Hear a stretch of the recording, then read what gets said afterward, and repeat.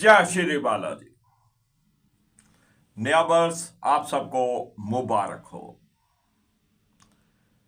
वार्षिक फलादेश के अंतर्गत इस कड़ी में आज हम बात करने वाले हैं कर्क लग्न की।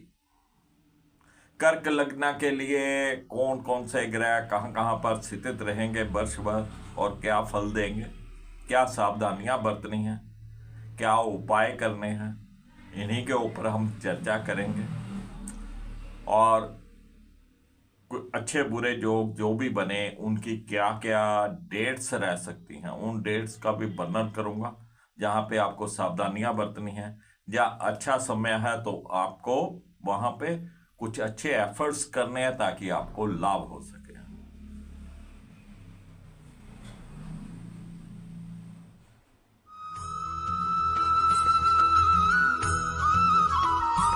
मैं राकेश वशिष्ठ आप सबका स्वागत करता हूं और आज हम बात करने वाले हैं कर्क लग्न के लिए 2024 कैसा रहेगा।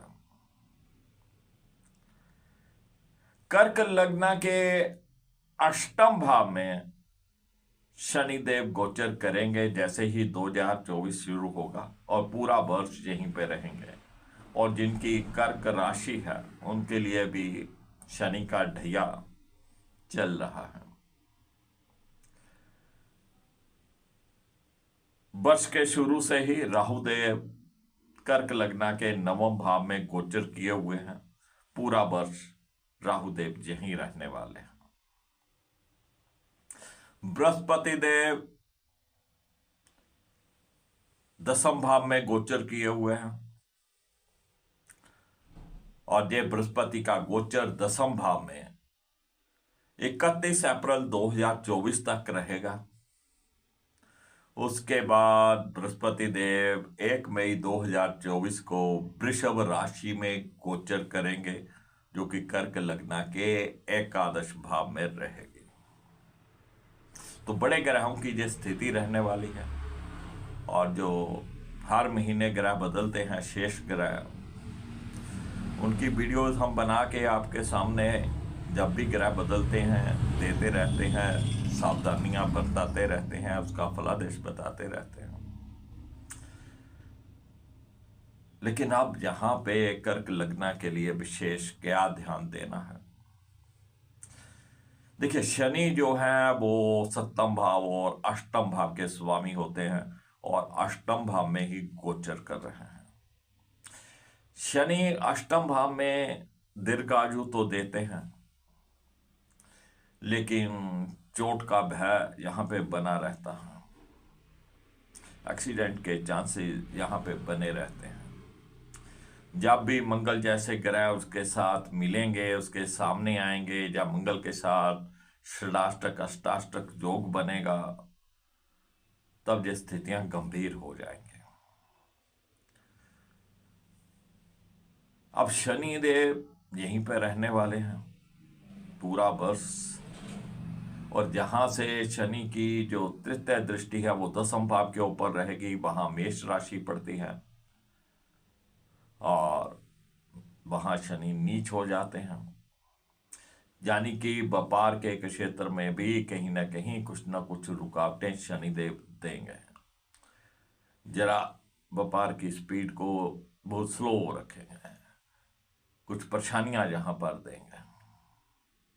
ऐसे ही जॉब में कुछ ना कुछ शनिदेव उल्टा सीधा रुकावटें यहां पे खड़ी करते रहेंगे और आपको जॉब में कुछ ना कुछ प्रॉब्लम्स फेस करनी पड़ती रहेंगी। और शनि की जहां से सप्तम दृष्टि द्वितीय भाव के ऊपर रहने वाली है और वहां पे सूर्य की राशि है और सूर्य शनि की पड़ती नहीं है आपस में। तो शनि की यह दृष्टि कर्क लगन वालों की भाषा को थोड़ा र्यूड कर देगी, रफ कर देगी या खुश्क कर देगी। तो थोड़ा अपनी भाषा के ऊपर काबू रखना है। और शनि की यह दृष्टि पारिवारिक सुख में भी थोड़ी बहुत उथल पुथल मचा के रखेगी। तो परिवार के साथ भी कुछ ना कुछ तालमेल आपको बना के रखना है। और शनि की जो दसम दृष्टि रहेगी वो पंचम भाव के ऊपर रहने वाली है।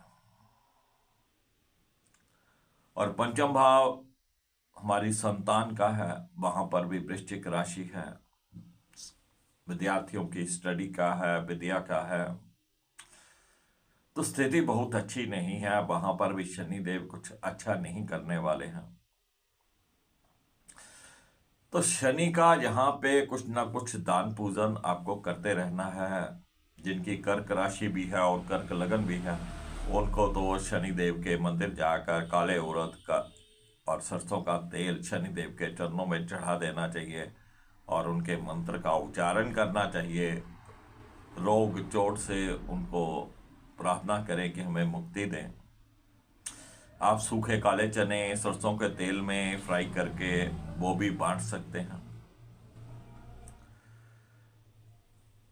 तो शनिदेव का यहाँ पे उपाय करना बहुत जरूरी है। अब राहु देव की बात करें तो राहु देव नवम भाव में गोचर किए हुए हैं। नवम भाव हमारे भाग्य का है और हमारे धर्म का है, हमारे पिताश्री का है। तो पिताश्री के साथ थोड़े मनमुटाव हो सकते हैं, उनकी सेहत में उथल पुथल हो सकती है। राहु हर कार्य में रुकावट करेगा, हर कार्य में देरी करेगा, बिना रुके कोई कार्य राहु देव होने नहीं देंगे और धर्म कर्म से आपका ध्यान भटका देंगे। तो स्थिति बहुत अच्छी नहीं है। और राहु को यहां पर सही रखने के लिए पिताश्री के साथ अच्छे संबंध रखिए, धर्म के साथ जुड़ के रहिए। जो भी आपके गुरु हैं, जो भी आपके इष्ट देव हैं, उनका पाठ रोजाना करिए, उनसे प्रेयर करिए। जितना आप धार्मिक रहेंगे राहुदेव उतने शांत हो जाएंगे। लेकिन राहुदेव आपको धार्मिक होने नहीं देंगे, आपको जबरदस्ती होना है, मन मारकर होना है। और जो भी साधु सन्यासी, कोई भी गुरुजन, कोई अध्यापक हैं, जो भी इस तरीके से गाइड करने वाले पर्सन हैं, उनका सत्कार करना, उनका चरण छूकर आशीर्वाद लेना, ये राहु के अशुभ प्रभाव को कम करेगा। केसर का तिलक कीजिए, हल्दी का तिलक कीजिए और नेवी ब्लू कलर से दूरी बना के रखिए। और यहीं से ही राहु की जो पंचम दृष्टि रहेगी वो लगन के ऊपर रहेगी। सेहत में भी उतार चढ़ाव देंगे। जब तक आप चुस्ती चालाकी नहीं सीखेंगे तब तक कोई फायदा नहीं होने वाला। अब राहु की यहीं से ही जो सप्तम दृष्टि है वो तृतीय भाव के ऊपर रहेगी। अब तृतीय भाव के ऊपर जब पाप ग्रह देखते हैं तो वो हिम्मत बढ़ाते हैं, बाहुबल बढ़ाते हैं। लेकिन छोटे भाई बहनों के साथ, आपके दोस्तों मित्रों के साथ या आपके अड़ोसी पड़ोसियों के साथ संबंध बहुत ज्यादा मधुर नहीं रहने वाले। उनका सहयोग आपको ना के बराबर मिलने वाला है। और यहीं से ही राहु की नवम दृष्टि पंचम भाव के ऊपर रहने वाली है और पंचम भाव के ऊपर शनि की दृष्टि भी है। विद्यार्थी वर्ग का मन पढ़ाई लिखाई में नहीं लगेगा, उथल पुथल मच जाएगी, वो बस बैठे रहेंगे, याद कुछ होगा नहीं, ध्यान कहीं और होगा। तो विद्यार्थी वर्ग के लिए जो समय अच्छा नहीं है, उनको अभी से ही अपना मन मारकर पूरे दिल के साथ अपनी स्टडीज में लगना है। और राहु जैसे ग्रह को शांत करने के लिए विद्यार्थियों के लिए जो राहु की देवी है माँ सरस्वती, माँ सरस्वती की आराधना बहुत जरूरी है। माँ सरस्वती का चालीसा पढ़ लीजिए, उनके किसी मंत्र का उच्चारण कर लीजिए। आपको जब भी पढ़ने बैठना है विद्यार्थियों को, पहले आप 2 मिनट, जब तक मन माने 2 मिनट, 4 मिनट, 5 मिनट माँ सरस्वती के किसी मंत्र का उच्चारण करना है, प्रेयर करनी है, और फिर आप अपना पढ़ने बैठिए। फिर बीच में अगर कंसंट्रेशन टूटती है तो आपको फिर से वो मंत्र पढ़ना है और फिर पढ़ाई में मन लगाना है। तो विद्यार्थी वर्ग के लिए बहुत अच्छी स्थिति नहीं है, अभी से मेहनत में लग जाइए।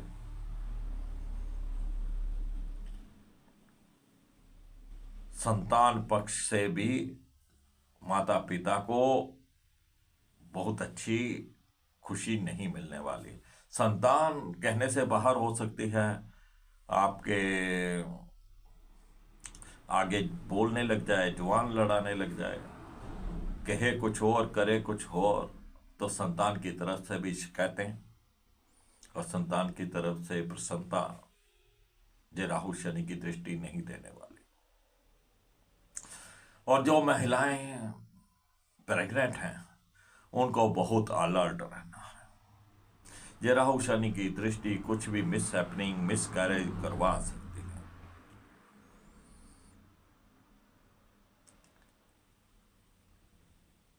तो थोड़ा ध्यान रखकर चलने की जरूरत है कर्क लगन वालों को। चलिए बात करते हैं बृहस्पति देव की।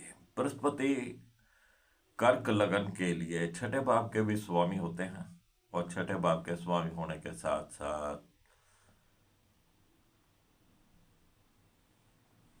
अब बृहस्पति की स्थिति जो है वो दसम भाव में है। दसम भाव में बृहस्पति देव आपको अपने व्यापार में, अपने जॉब में कुछ ना कुछ तो बचा के रखेंगे। जितनी खराबियां ये राहु शनि वगैरह करेंगे उतनी खराबियों को बृहस्पति देव थोड़ा ठीक करने का भी कार्य करेंगे।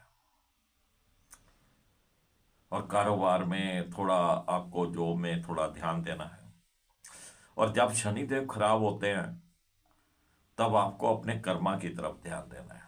पंक्चुअल हो जाइए, अपने कार्यों को पूर्ण करिए, आज का काम आज ही करिए, अभी का काम अभी करिए।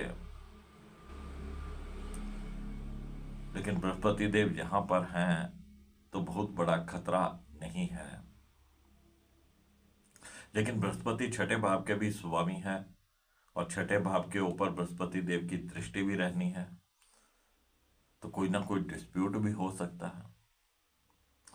तो डिस्प्यूट से बचने के लिए आपको पंक्चुअल रहना है, अपने कर्मा की तरफ ध्यान देना है।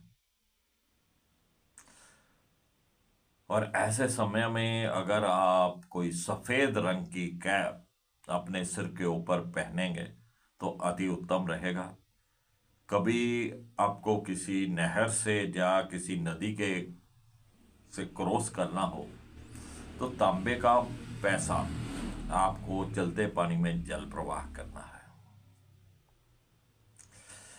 अब दसम भाव से बृहस्पति की पंचम दृष्टि द्वितीय भाव के ऊपर रहने वाली है। वहां सूर्य की राशि है, मित्र राशि है।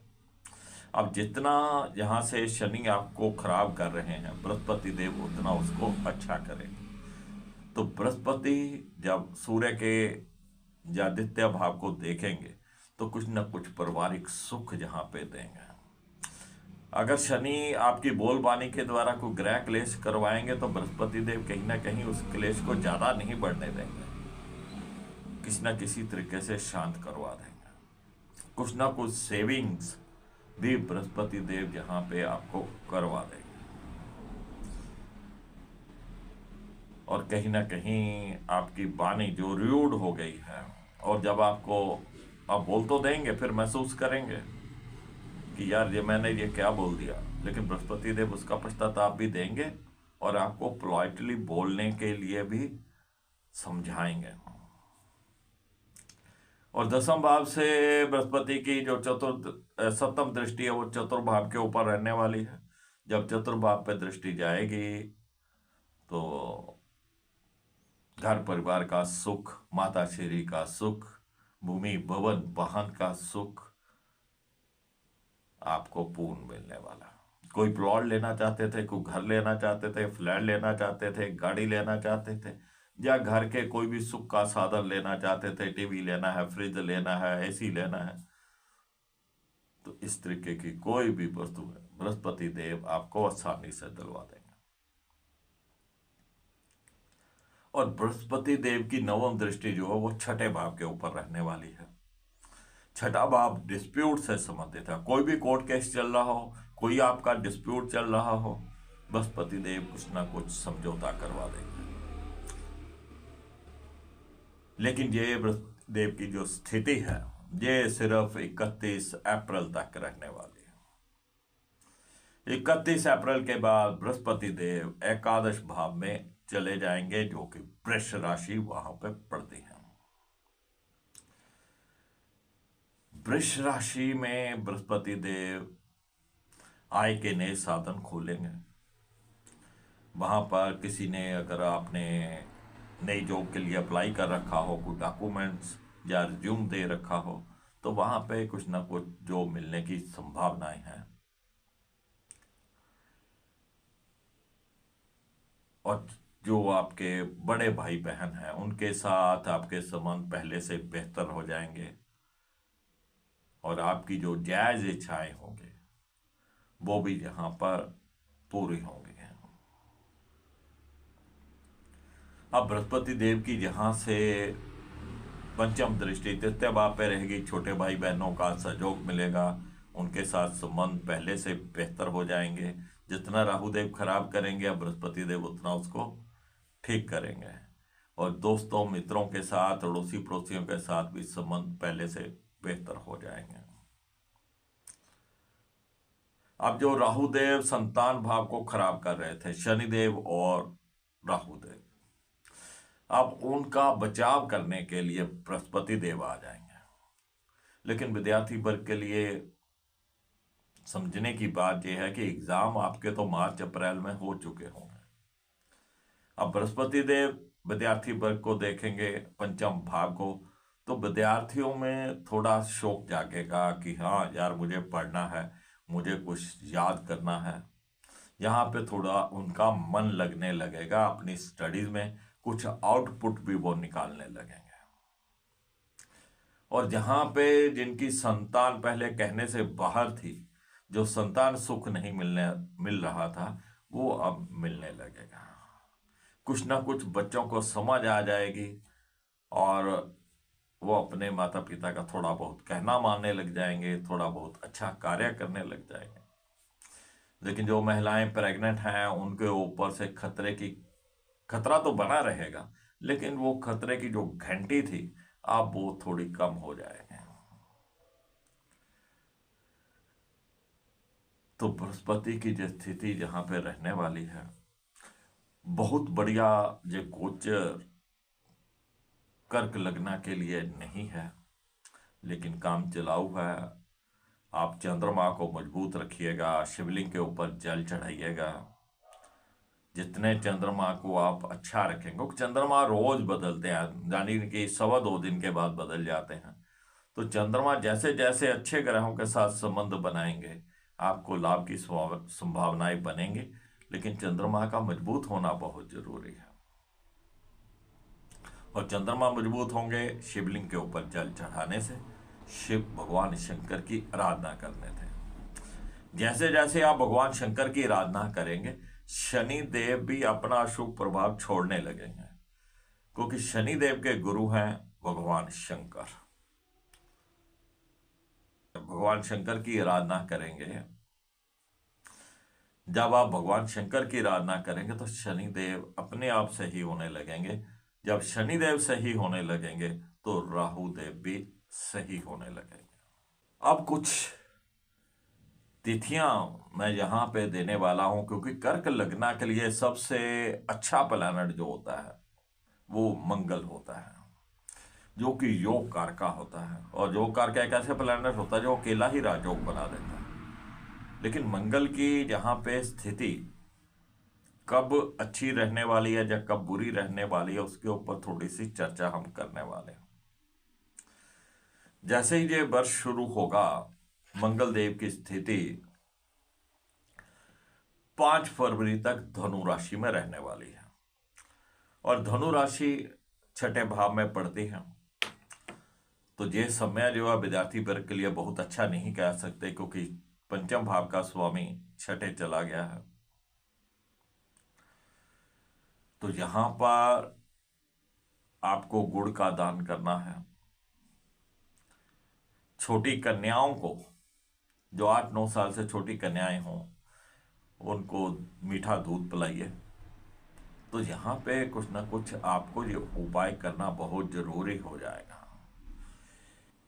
5 फरवरी से लेकर 15 मार्च तक शनिदेव मकर राशि में रहने वाले हैं।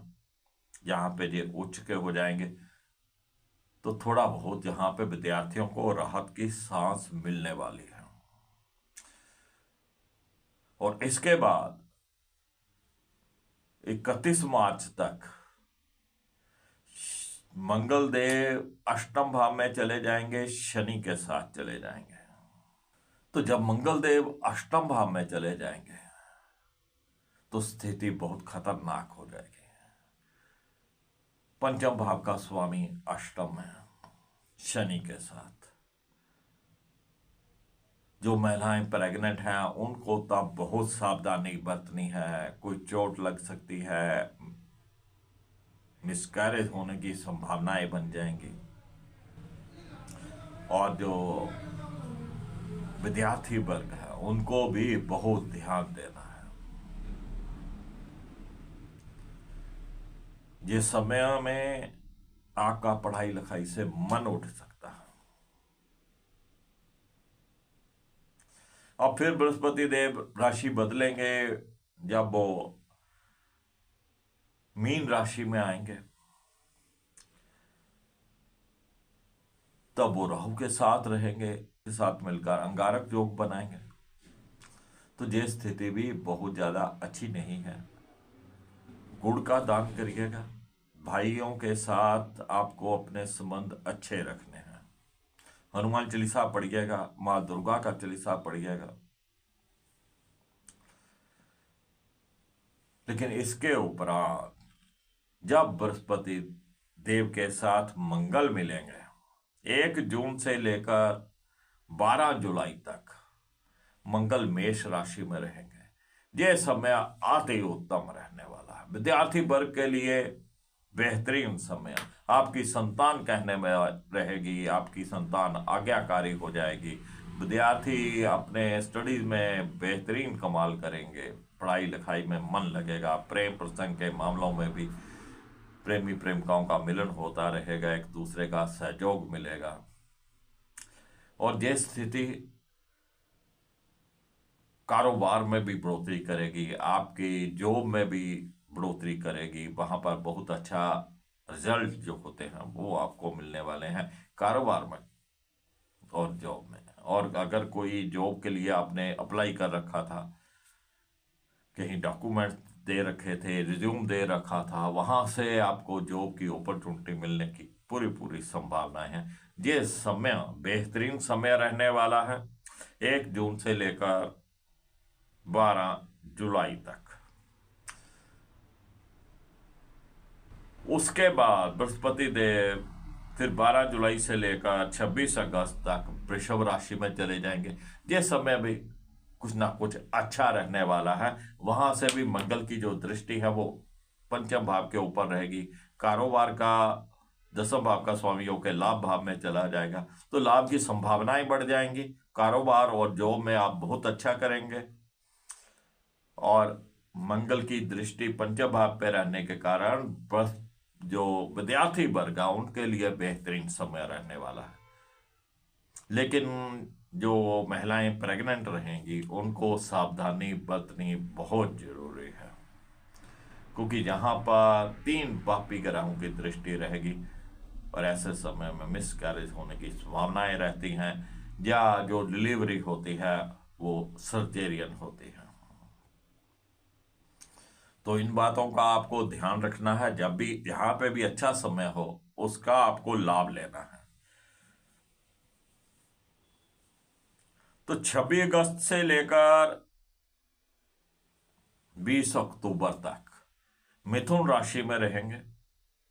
और मिथुन राशि जो है वो 12वें भाव में पड़ेगी, या पंचम भाव का स्वामी 12वें चला जाएगा, तो विद्यार्थी वर्ग के लिए अच्छा नहीं है, संतान के लिए अच्छा नहीं है।